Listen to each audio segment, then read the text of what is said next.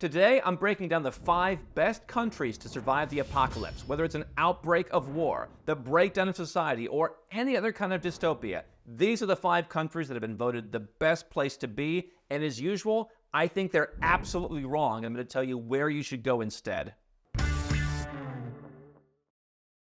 Now, I'm not someone who likes to focus on doom and gloom, and living overseas with a diversified portfolio of passports and bank accounts and homes has made me feel pretty comfortable that no matter what happens, I have somewhere to go, and I've seen that play out in recent years. That's what we help our clients do at Nomad Capitalist as well. But when I saw Insider cover the 5 countries that are best suited to survive an apocalypse, I thought people planning for the ultimate plan B might want to hear what they are, but I think the list is barking up the wrong tree. Now, the criteria that Insider looks at is carrying capacity, number 1. How much land is being used for farming to sustain the current population? High agricultural land per capita is good. You want food, you want water in an apocalypse. You don't want to be relying on importing stuff. All right. Isolation. How close is the country to other highly populated areas? Further away is better. Again, good idea. Number 3, self-sufficiency. Does the country produce its own renewable energy and have manufacturing capacity? More is better. And so by those criteria, here are the 5 countries according to Insider to survive an apocalypse. Number 1 was New Zealand, obviously very far away in the southern hemisphere. 40% of their energy supply comes from renewable sources and 75% is produced domestically, they say. Iceland, they say, coming in at number 2, an abundance of natural and renewable resources, mostly geothermal and hydroelectric. Again, it's an island, it's further away. Being substantially closer to the North Pole, Iceland's climate, of course, is much cooler, and so the arable land should continue to be tenable as the climate keeps warming, they say. Number 3, kind of out of left field, is the UK. Lots of available farmland in the United Kingdom, a milder, more temperate climate, a plethora of precipitation that makes it a fantastic region to rebuild society, and it isn't really a big issue for natural disasters, which means you'll survive better. They also said number 4, Australia. Again, the location, massive land, called it a prime spot to ride at the apocalypse, thanks to climate, thanks to temperature, etc., etc. And then number 5 was Ireland. They said that's number 5 on the list. The Republic of Ireland with great soil similar to the UK, lots of precipitation, fertile soil. Low population means there's lower energy demand. It's easier to survive in an apocalypse. Here's the challenge with those places. If you are not from one of those places, it is going to be more difficult. Ireland is the easiest one to move to. They're looking for people who have highly paid jobs. They have a shortage of that. They're looking for people who want to start a business, and you can then come and create your own job. There's no longer an investor element, so you are going to be looking, if Ireland is the place that you want to have as a plan B, it's going to first have to be your plan A, to where you can have the residence permit, and then you can work towards citizenship. If you're watching this episode, though, you probably already speak the language, and so at least that's one step done. The UK is hard to move to. We've talked to Nigel Farage, for example. He said, yeah, I don't understand why we don't have programs for entrepreneurs.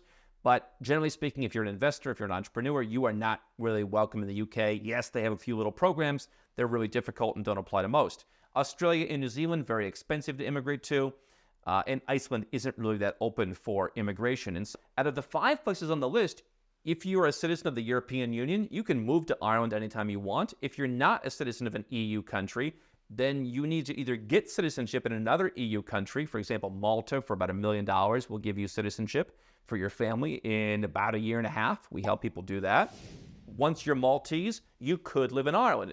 You could also obtain citizenship by descent. Let's say your great-grandfather was Polish. You may be entitled to Polish citizenship. If you have ancestors from somewhere in Europe, getting one European citizenship means you can live in the others. That gives you a lot of flexibility, whether you're looking for low taxes in a certain country, whether you're looking for certain personal freedoms, whether you want to ride out an apocalypse. Having access to one means having access to all. Now, certainly you might see more people coming to Ireland in that situation, but what we found is generally people wait until it is too late. Ireland is one that's perhaps the most accessible for anyone who is or can become an EU citizen, whether by investment or by descent, or if you just want to live in any other EU country. Let's say you want to move to Portugal or Spain or anywhere else and become a citizen. Again, you'd have that option as a backup plan. So you've got a couple ways to do that. The other countries just aren't that accessible unless you're already a citizen or you really want to invest, like in some cases, even as much as $10 million. Now, I will make the pitch for Ireland in the sense of if you're looking for a place to move anyway, You can potentially lower your taxes dramatically in Ireland, as long as you're not an Irish citizen. They already speak the language that you speak. There's a certain culture that you may be familiar with, so you're not going to have some huge culture shock that you might have if you move to somewhere further afield. Some people that we work with do have that fear. And there is an actual path to citizenship. And so if you're looking for a place to go, you want to keep more of your own money, you want to have an adventure, that could be a place where you can work towards becoming a citizen. And it's not going to have a huge opportunity cost for you, necessarily on the tax side or on the lifestyle side, the way some other countries may. Now, if you are concerned, let's not use the word apocalypse to be so doomsday-ish, but if you're concerned that something may happen, it could be riots, it could be a civil war, it could be geopolitical issues, it could be any number of things, you would like to have the option to have somewhere else to go, because look what happened during the pandemic. If you had a U.S. passport, it was as good for travel purposes as that of a Rwanda passport. Okay, U.S. citizens already have more restrictions on their taxes when they move overseas, which makes the U.S. passport rank close to 40th in our annual Nomad Passport Index, so it's not the best passport in the world. But when you really needed it to be able to go somewhere else, it was not that valuable. Other passports that you wouldn't have thought were as valuable were actually better. And so if you want to have a plan B, then having a residence permit that leads to citizenship in developed countries, that generally means if you want to turn the residence into citizenship in a certain number of years, you need to live in the country. Again, Ireland. You cannot just live in Ireland one day a year and then say, hey, 5 years later, I want to be a citizen. You have to live there. There are lesser countries whose passports, some of them were better than the U.S. during the pandemic, where you don't have to live there. Maybe it's 1 day a year. Maybe it's 1 month a year. Maybe it's something like that. And you can work towards citizenship. Some have a language requirement. A couple don't. So having a residence permit is a place where you can live, to where during the pandemic, just as an example of a recent kind of apocalyptic scenario, residents of countries had special privileges. I held a permanent residency in Colombia, and so I had the ability to come in when other people didn't. And when they started to open it up, I had fewer or no restrictions that tourists did. In the case, let's say I was living in the United States and I had my residence in Colombia, just as an example, I would have been able to go there when other people couldn't if bad things were happening where I was living. Imagine if something bad happens where you live, there may be a lot of demand and things just, other countries may not want to let you in. That's a little bit far-fetched. Imagine if you needed to leave when things were bad. The other option you could do is you could go out and get a second citizenship. And so again, if you can get citizenship in an EU country, if you spend the $1 million to become a citizen of Malta, now you can pick from any of those EU countries. Actually, you could even go and you could be in Norway. You can go with Iceland. So that's one way to access a country like that.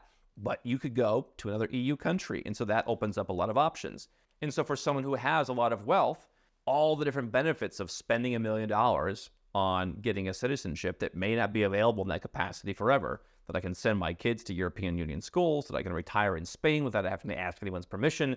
I was recently talking to Rick Rubin on his podcast about, he said, hey, I moved to Italy, and I didn't even realize as an American, I can't spend more than 90 days. Well, if you're a citizen of an EU country, you can spend as much time as you want on top of having a backup plan. But you want to be aware, if you're concerned that anything, again, don't use the word apocalypse.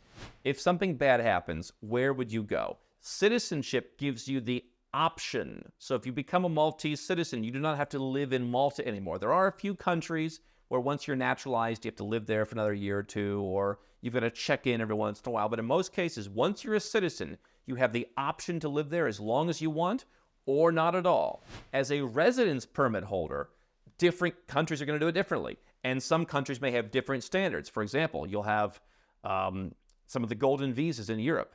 If you have a golden visa and you make an investment, let's say you buy a property, that could be the place you go if you want to get away from what's happening in your country, then you only have to be there 1 day per year because you're an investor in the country. If you get a regular, let's say, self-sufficient residence permit where you just show you have a few thousand euros in income and you come in, they may require you to spend 6 months to renew that permit. The issue to renew the permit is separate from how long you need to be there to qualify for citizenship, which in pretty much all the European countries now is at least 6 months a year and sometimes 8, 9, or even 10 months a year. Sometimes you have to learn the language, sometimes you don't. So this is what Nomad Capitalist helps people figure out. We've gone and we've helped clients move to 31 different tax-friendly countries in recent years, get something like 28 different passports, residence permits in about 36 different countries. And so we have experience, and by the way, those don't all overlap. So something like 80 different countries dealt with in recent years. And so if you want to know all your options and tell us, give us all the inputs, what are you willing to do? What are you not willing to do? We've perfected that process for someone who wants to have a backup residence, wants to have a backup citizenship, wants to understand if they execute on that, what happens to my taxes, wants maybe to have a bank account, some asset protection, and some diversification. You give us the inputs, we've perfected that process, and we spit out, hey, here's what you need to do. Here's the options that work for you. So citizenship is the option. Residence permit is kind of an option. Citizenship is generally strongest. And I would say, in addition to the insider criteria, I want a country that's going to leave me alone when I'm not living there. And so, South Africa. Okay, Australia's on the list. That's a perfect example, Australia.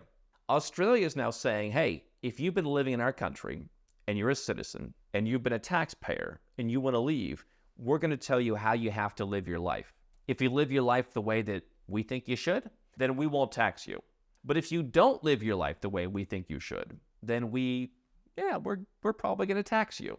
And so Australia's on the list, but potentially that comes with some baggage. And so I would look at places, and we'll go through a specific list here, where the place is going to leave me alone. What are those places for optionality? In Latin America, it's mostly open. Now, which ones are best to survive the apocalypse? That's up to you to decide. Mexico is a relatively straightforward place to get residence. Guatemala is a place that works for some people in terms of residence doesn't require a lot. Costa Rica is one of the more developed places in Central America and a bit more upscale, I suppose, a bit more developed, let's call it. Panama, the same. Residence has just gotten much more expensive because they have folks from all over the world coming. They stopped giving away very cheap residence for most people. There are still a couple ways to do that. Ecuador, very affordable place. You're really out there. There is some of the cheapest agricultural land, streams running through your land. You can get land with coconuts and banana trees and howler monkeys, and you can really kind of put yourself out there. By the way, one of the top English-speaking places in South America is Vilcabamba, Ecuador, because of all the expats down there. And so land is going to be a heck of a lot more expensive in Vilcabamba than, let's say, an hour away. But you can get some really cheap land in parts of Ecuador. You can get residence there. You can lead to citizenship, and that's a country that's going to leave you alone. It can be very tax-friendly. It doesn't take that many years of living there to get the citizenship. It's kind of an interesting, unique citizenship. Ecuador could be an interesting place, and it's right there on the equator. Uruguay, not a particularly exciting place, but way far down there.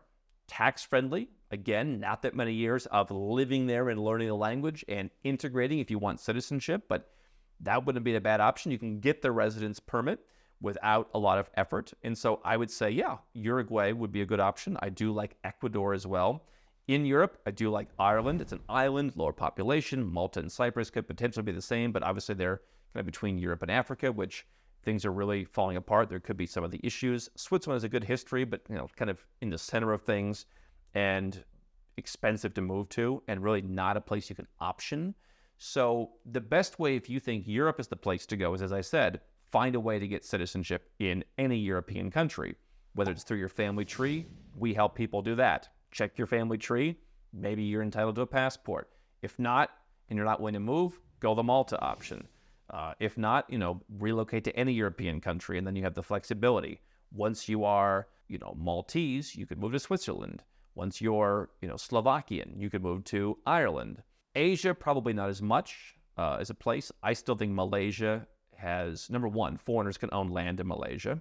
I think you have pretty nice people, which is probably something you'd want in an apocalypse. You're largely surrounded by water in the peninsular Malaysia.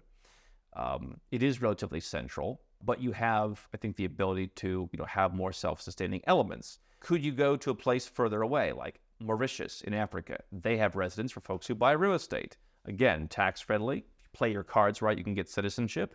In the Pacific, Vanuatu offers a citizenship by investment program. It is one that has a number of red flags about it. But if you're just buying it to live there in the future, that's an option that you can have. And so whether it's Vanuatu or Mauritius, whether you're somewhere in Europe, I think Latin America probably is the place that if people are really trying to get away from it all, something like a Uruguay or Ecuador is a little bit cheaper price, are probably the places that you want to go. And so in Latin America, residence turns to citizenship unless you have parents from there. So you would go, and there's a few countries where you don't have to be there all the time. Maybe you go for a month, a year. You can get citizenship after a certain number of years. You'll generally have to learn Spanish. Some you do have to live there. Get the residence, learn the language, and then work X number of years towards naturalization. But the naturalization timelines aren't as long, but you need to make sure you match the criteria, because in some of those countries, judges make the decisions rather than administrative boards, and they can be, in the civil law system, a bit squirrely. In Europe, as I mentioned, Malta is one option to do. Asia is generally residence permit only, so you're really not going to get to that citizenship that's going to give you that stability long term. Vanuatu, you can get the citizenship. Mauritius, you theoretically can get the citizenship. What you could do is you could keep the residence permit. If you had faith that the residence permit would stay active, maybe you get a couple of residence permits because they're not that expensive. You could always start the clock on citizenship by naturalization when you move there. So get residence in a country like Ecuador, let it sit, poke your head in every once in a while just to feel comfortable with the place. And then if you ever feel like you want to get out, you go down there and you start your 3 years or your 5 years or your 2 years or whatever it may be in these countries towards citizenship. And so at least you have the optionality to start the clock ticking towards that more permanent solution, even if the permanent solution doesn't come while you're in your home country. If you're trying to escape craziness, whatever you may define that as, those are some countries and those are some practices you may want to put to work for you. And if you want to help putting all the pieces together, you can go to nomadcapitalist.com and we'd be happy to help.